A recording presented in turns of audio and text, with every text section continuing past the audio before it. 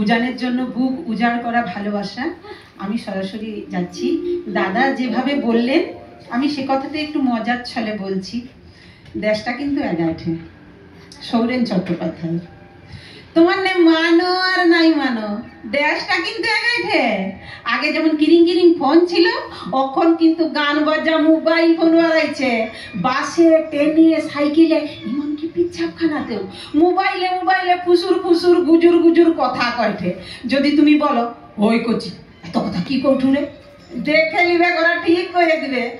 আর কি টিউশনি কখন যাব, আর ভজা মাস্টার কি পড়া দিচ্ছে সব কথা কইটি। তোমার মানো আর না মানো দেশটা কিন্তু এগাইঠে।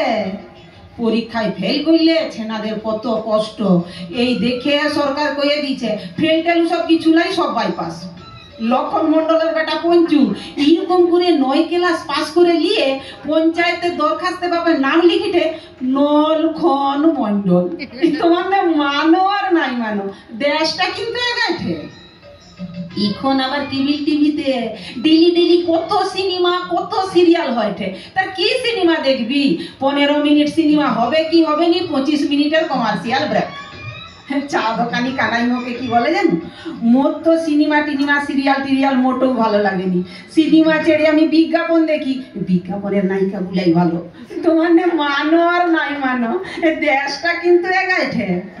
গোষ্ঠ হাজার বেটা লিতাই চন্দর পঞ্চায়েতের আগে গাইতে মাল খাইয়ে চোখ লাল করে সন্ধ্যাবেলা টলতে টলতে বাপকে আইসে বলেছে বুকে টাকা দাও ভোটে দাঁড়াবো। বাপ বলে আরে লিতাই তুই কও কি, তুই নিজে আগে সোজা ডাং হয়ে দাঁড়া তারপরে ভোটে দাঁড়াবি।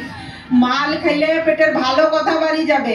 আমি তোকে কথা দিইটি পরের বছর টাকা দিব, তুই এই বছর মাল খাওয়া ছাড়িয়ে দেবে।